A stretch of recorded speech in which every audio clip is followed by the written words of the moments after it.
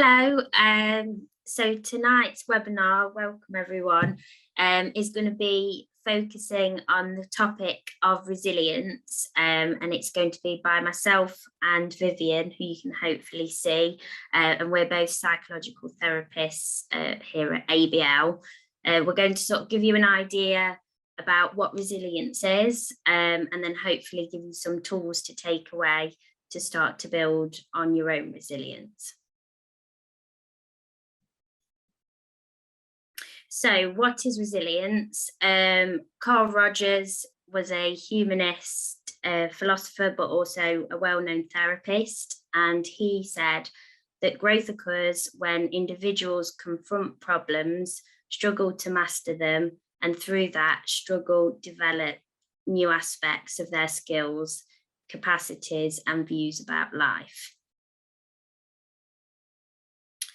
So how resilient do we think you are? If you wouldn't know really where to start with that question, we've got some prompts here that you can have a think about to start and think about how resilient you might be. So would you describe yourself as optimistic, good at coping with adverse circumstances? Can you think of a time you have got through a stressful time? And do you have a good, strong social network around you?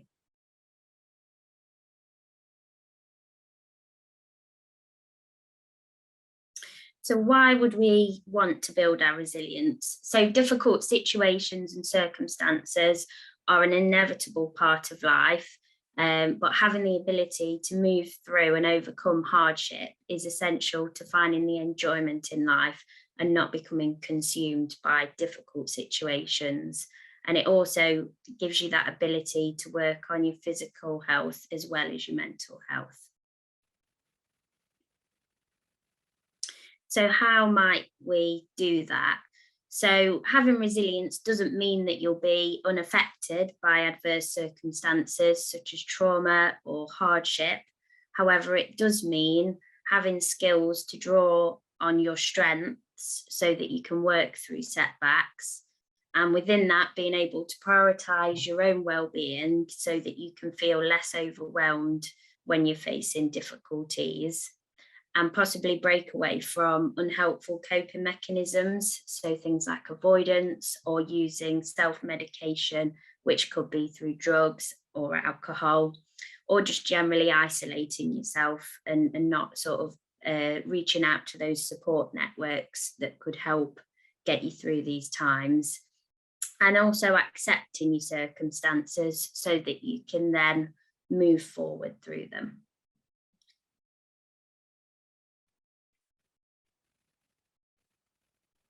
Thank you, Ella. And so from my part, I will just start gently to describe what's resilience. Resilience is strength, but it's not just the physical strength, but also emotional strength and psychological strength. And resilience is also dreams and missions. And sometimes in our life, we might not feel that we have a dream to come true, we have any drive to pursue.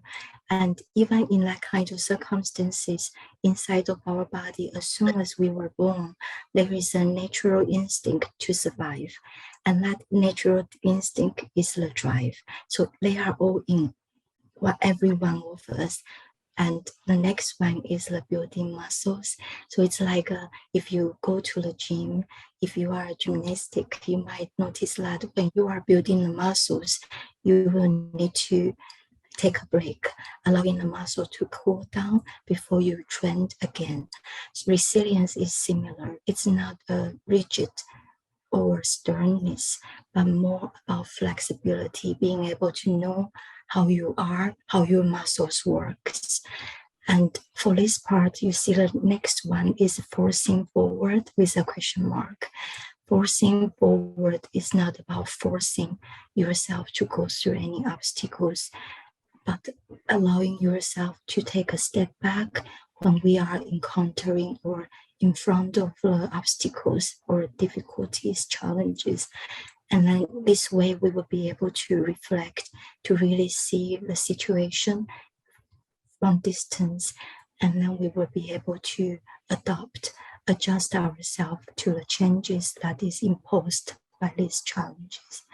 And the third stage of resilience is to be able to develop, to grow from that obstacles and challenges as well.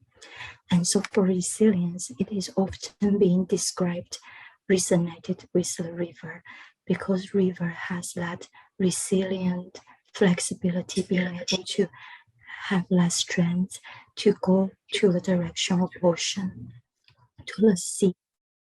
Their journey, there is always obstacles with hills, with cliff, and the way the river they run is that fluidity. They are able to reflect and to adjust their path. You can see at times there were stones, there were piles of hills. They just find their way the other way around. And this is what resilience is. This is not to push forward when we are not ready, when this is not our physical body or mental body is built, but to be able to find what's our strength, what we could do, and what are our limitations. Because being resilient is also to self-care. As you can see, we talk about the resilience is like the river, the flexibility, the fluidity, and also the strength. So you can see these two graphs, these two circles, they represented two different types of resilience. One is strength, one is self-compassion or compassion for the others. The circles on the left, they have the strength in the outlook, and they have the self-compassion, compassion for life or others in the middle. And on the right is the other way around. You might, in life, you might encounter people who look so strong, always push through with any obstacles, and they always look like they are coping. But that's because they have a compassion or some flexibility resource inside of them, within them. And on the other hand, you might meet someone who is often showing their emotions.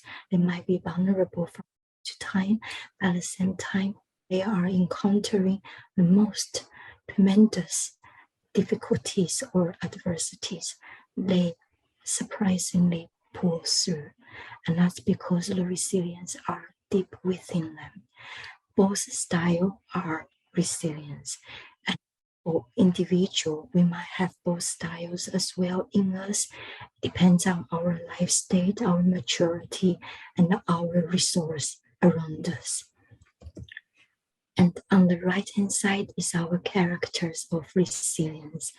Optimistic is one of the first characters to describe the resilient people, because optimistic people, they always find alternative.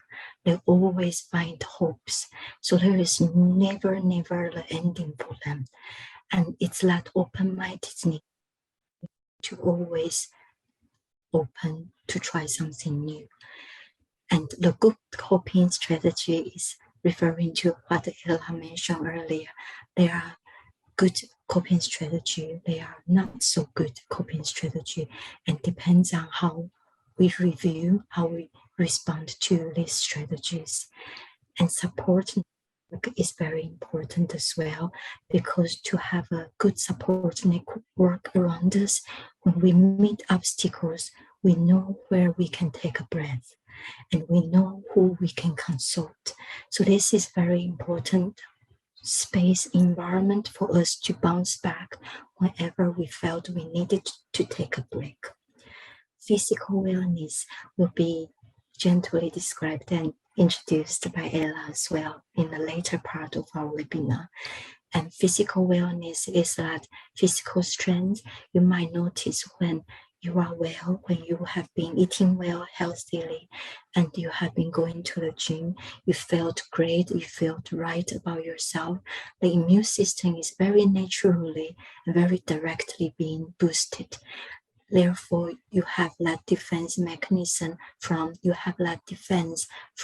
virus, normal virus or bacteria. At the same time, when we feel stressed, we felt unwell, and we didn't fit ourselves well, then that will be the time you will notice that even our mental strength is a little bit compromised. So physical and emotional, they are very directly linked. The last part is embracing our own values. Gradually, as we grow, as we develop into adults, we started to have our own value as our identity. And these values to be supported and approved by the support group or even by ourselves is very important, because this builds that internal resilience, allowing us to keep pushing, keep going forward, not giving up. And this is the two figure, and the figure on the left is the one I described earlier, the one always coping, always just keep going, no matter how tired, how little sleep this person has. But that's because internally they might have a counting down the time. When can I take a break? When should I have a bit of self-care? Who should I consult to seek the support? And the figuring from the left is a person who might look normal, look coping, but fragile looking. But inside of this person have less strength in this person, being able to know that when I need help, I can say it. And that is the courage as well. And you might have heard about being vulnerable.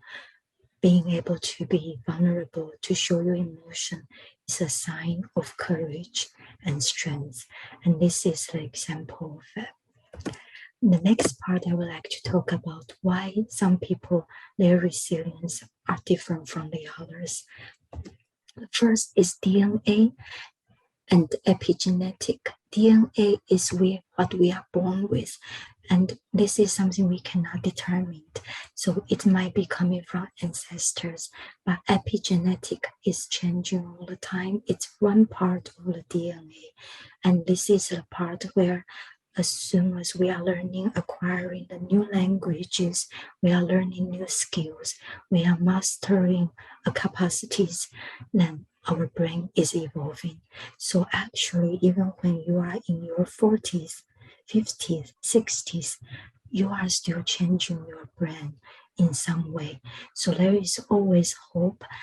Whatever you believe you were before, it's not fixated. We are always changing. For example, today you are in this webinar. Hopefully you will have some new ideas to take home with, or you might feel differently. And these are all stimulations. Then there is a hope. Today, how you are will be different from 3 months later, who you are going to be. The next differences of factor is physical factors. This could be genetic, but also could be environmental, how we train our body. The resilience and the physical body are very connected. And our therapist, Ella, will talk about this part later. And developmental environment is how we witness, observe how our caregiver, how they coped with the stress, how they meet their obstacles.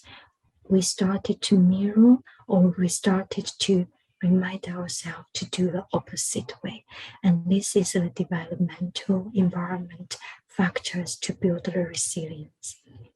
The next is neurobiological activity. This is related to DNA, but also more importantly, is about the vagus system, the nervous system, and this will be introduced in the next slide as well. And the factors, the place where you can feel safe, the people who always support you, these are a very important resource and also build our resilience. So now we are talking about neurological factors. So the first part, when we are in a new environment, our eyes to see, our nose to smell, our mouth to taste, our ears to hear. These are all the receptive organs to receive the information. All the message collected will be sent to the hippocampus. This is the process center where there are the old information and also the new information.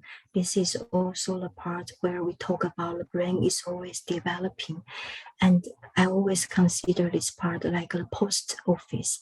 There are old mails to the regular postcode, and there are new mails. They might fit with the old postcode, and there are some mails, they are new postcode. So through this processing, the cross references, the brain is telling us whether this received message is safe, or it reminded us some of the old childhood memories. And it could be the trauma that Ella mentioned earlier. It could be the bad feelings that we experienced before. And then from there, the brain split into two direction paths, potential direction. One is to feel safe, one is feel alerted. When we feel alerted, we will have reaction.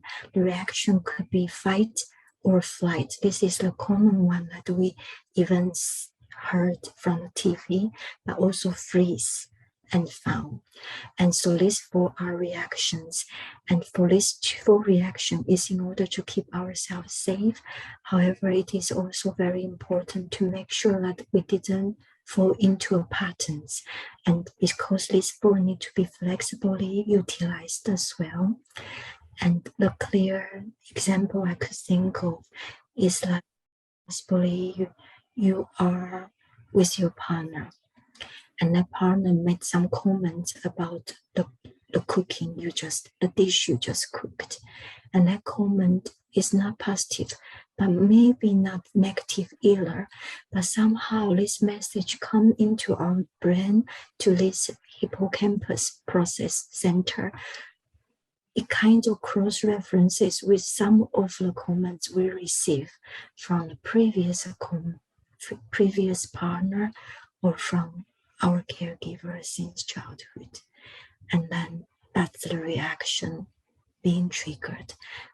We either will defend ourselves, fight for our rights, fight for our voice, or we might shut down, refusal to cook again, or just freeze, feel so sad, feel so disappointed in ourselves and unable to move. These are the fight or flight, freeze or fawn, but there is also a few coping strategy people use. The common one, eating chocolate or indulging in takeaway food or possibly alcohol consumptions. And these are coping strategies as well. We are not saying that they are bad at all, but the thing is when we are unable to control ourselves, then they are not in the category of good coping strategy. We can put it in the middle as a not so good coping strategy.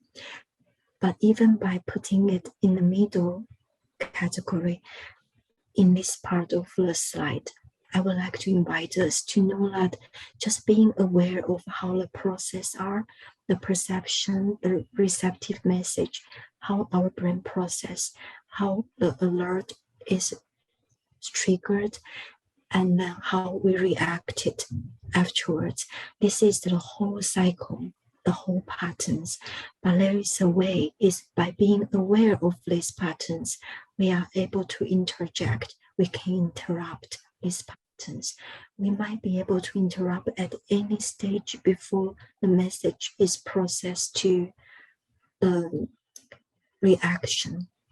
For example, when the partner comments on our dish, we might be able to take a step back.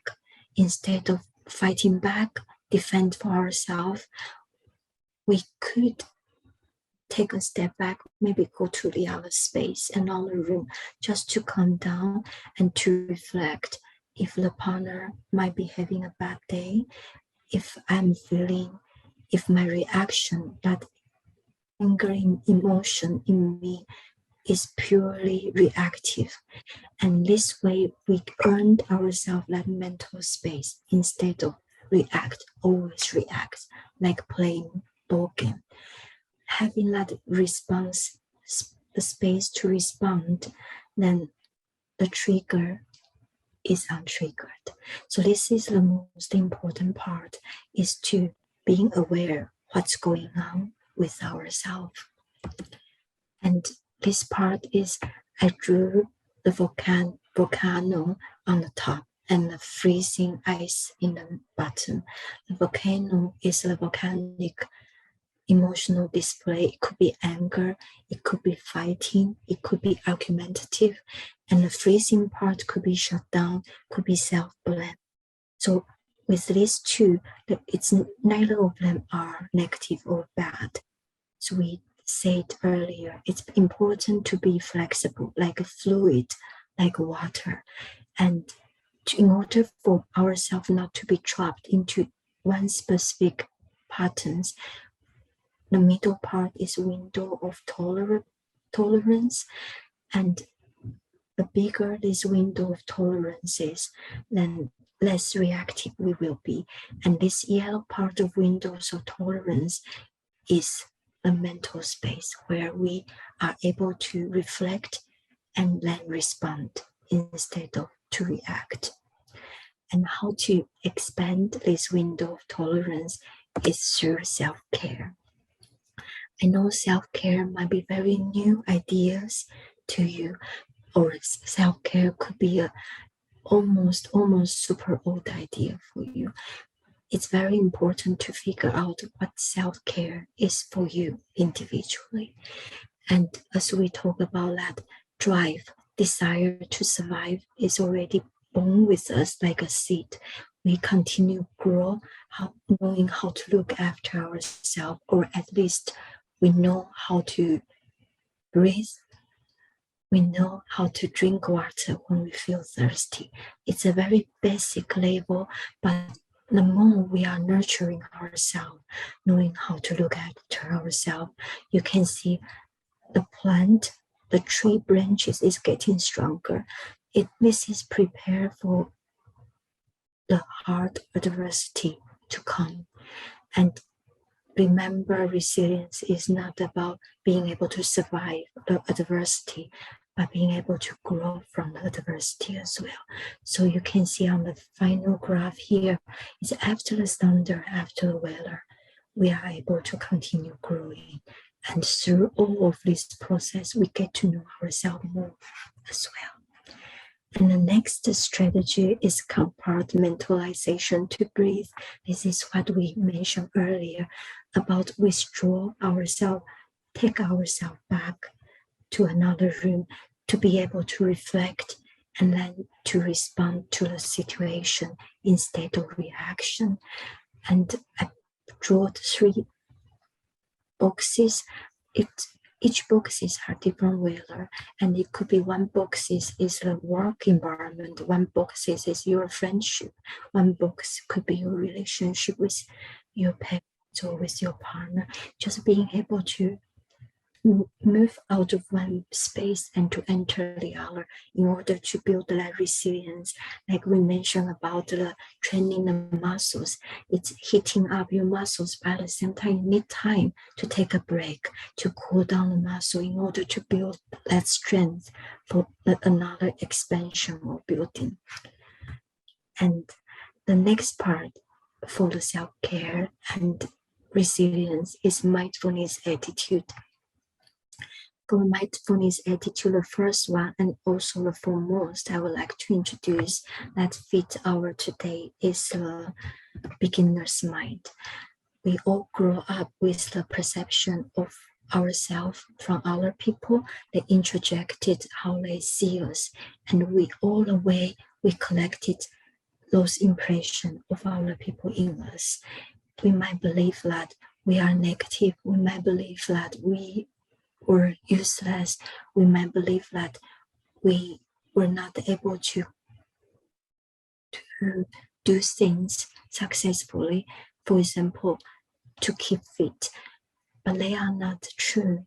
because those are a perception from other people since we were little. They are not ours. So this beginner's mind allow us to really look at ourselves from this moment, this hour. For example, now it's 8 minutes past 6. For this minute, how am I? Who am I? Every moment is beginner's mind. You are building. People see you. And the next 3 attitudes of mindfulness is non-judgment, acceptance, and trust. This is about self-compassion. Sometimes we might eat a little bit more because of we felt stressed, we felt we overworked, and sometimes we might go for alcohol and drink a little bit more. Or when we feel stressed, we might not be able to sustain our quitting cigarette. We might trip, we might have 1 cigarette, we might have 1 more chocolate. These 3 attitude, mindfulness attitude, is very important for those moments.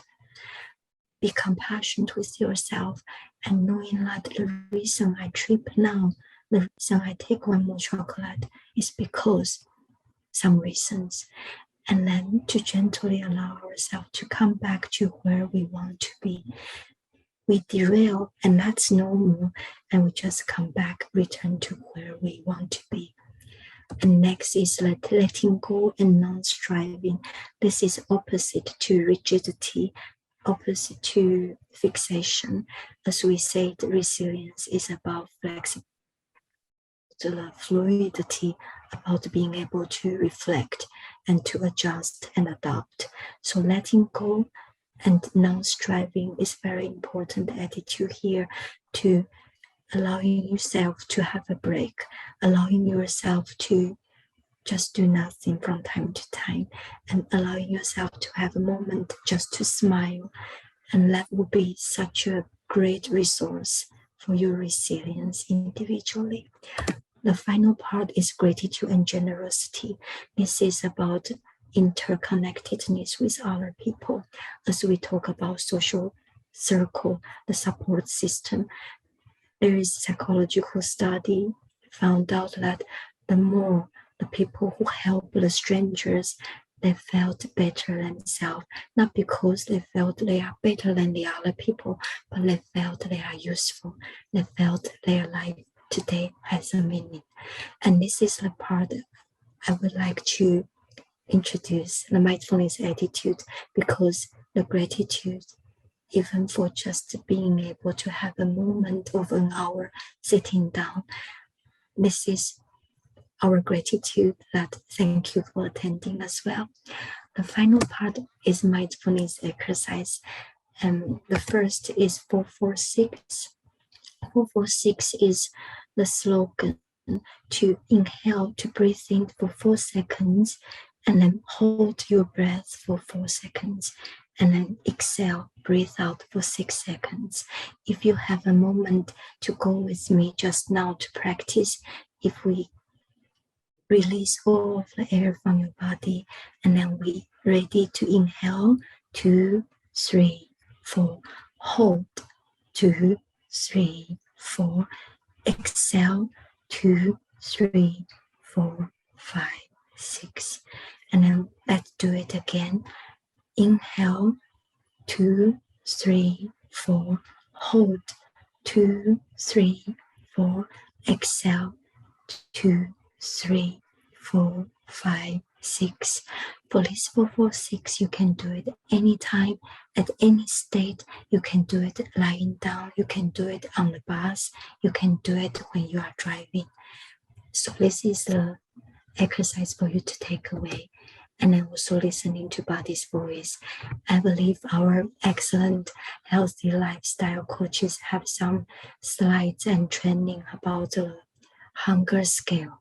Hunger scale is not to evaluate from our brain, but actually it's the feeling sense, to give ourselves a space of quietness, so we are able to feel and sense how hungry I am, how full I am. So this is to listen to the body's voice. And then the natural bathing, this is to go to the field, to be close to the tree, just to be calm and to have a space where not so many people are around. And then mindfulness meditation. For this part, you can find a few on the YouTube and find the one that the voice suits you. Thank you. I would like to move our slide to my colleague Ella now. Thank you, Vivian. So the technique that I'm going to talk to you about is reframing. So reframing refers to the practice of changing the way you look at situations and life events. So when something bad happens or a stressful situation comes up, it's about trying to pick out the positives, or if you can't, then picking out what you've learned from the situation to sort of add to that personal growth that Vivian talked about. So if you can, if you can change the frame, then the emotions and the behavior are all connected, and that will change the way that you can look at a situation. So I thought I'd use a topic that we can probably all relate to try and bring this to life for you. So reframing with stress. Stress is an unavoidable part of life, and the more stress that we experience, the less resilient we can start to feel. So often we feel stressed due to our perception of what is going to happen rather than what actually happens. So you can probably all relate to starting to worry about something, much before it happens. So if we can try to reframe our perception, we can then lower the stress levels, and that should change our physical response and hopefully save us some resilience. So if you start to perceive or anticipate being stressed or threatened before something has happened, then your fight or flight response can get triggered. So that is what Vivian talked about earlier, and you become in that high state of arousal. So you might find that you even stay in that state of arousal long after the event has passed if you don't implement some kind of coping strategy or relaxation technique. Or even worse, if another stressful event occurs in close succession, then you will start to feel as though your resilience is being depleted. So reframing techniques. So paying attention to your thoughts. So if we sort of go with the example initially, if you're starting to feel stressed about something that's coming up, you can start to question your thinking. So are you worrying about this too soon? And do you really know the definite outcome? Another technique is to put the event into the context of the day. So it could be saying, although I've got this to do, I've also got these positive things to look forward to about your day, which stops you sort of feeling overcome by what's coming up. And this is sort of where self-talk can come in. So you're actively challenging those thoughts as they arise. So if we were to then look at a situation where it's happened and it's not been good, so that could be trauma, or just a really difficult day or stressful event. So we'd think about, can we identify any positives or learning that we can take from that situation? And a way to sort of help yourself get into the habit of doing that is by keeping a bit of a journal, and that can sort of facilitate that type of thinking.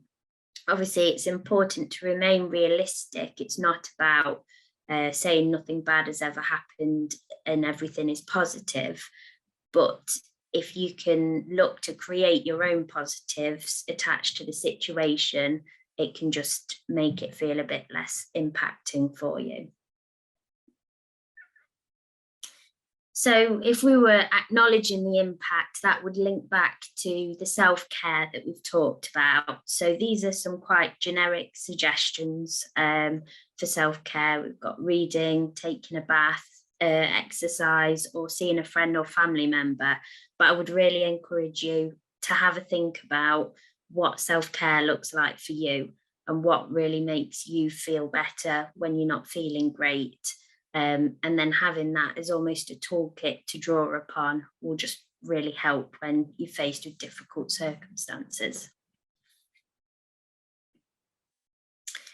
So if you were to think about this for yourself, so just have a minute to think about this. So can you think of a time where you felt stressed about something before it's happened?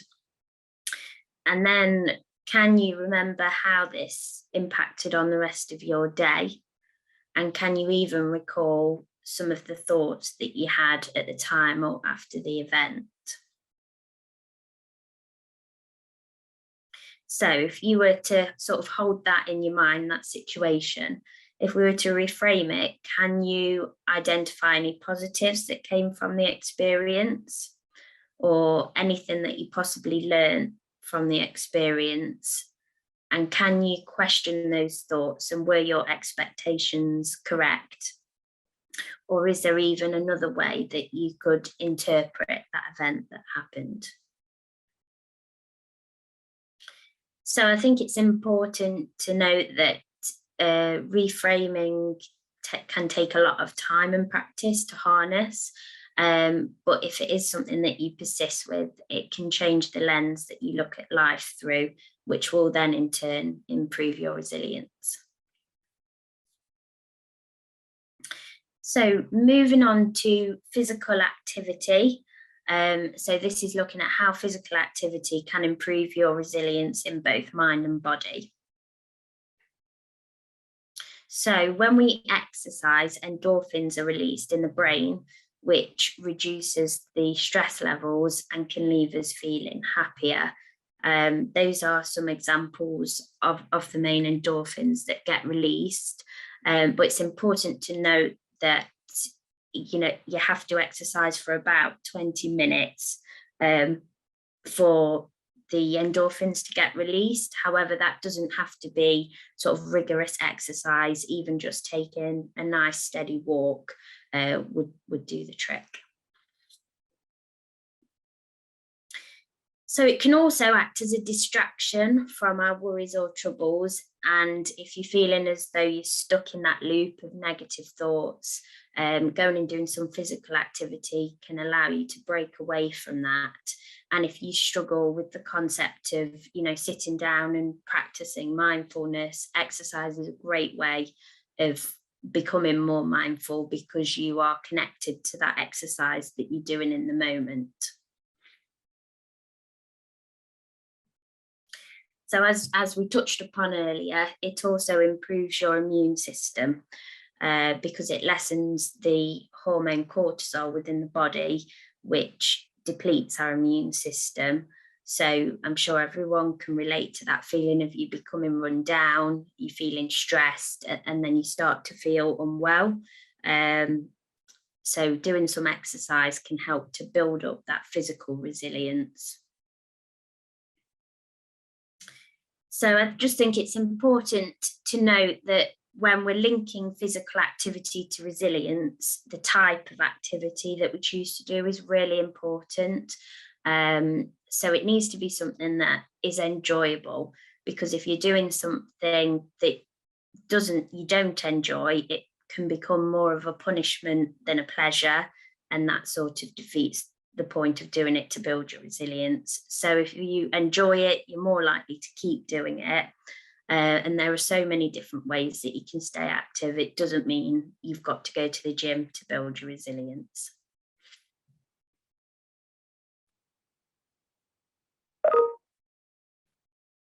So here are some types of physical activity. Obviously, there are lots of different things that you could do, but I just wanted to give some ideas for some inspiration if you sat there thinking, I wouldn't know where to start. So you could go outdoor walking, cycling, swimming, yoga, Pilates, weight training, running, open water swimming, or you've got your different sports like badminton, tennis, and football. So yeah, that's it from me. I'm just going to pass back over to Vivian to finish us off.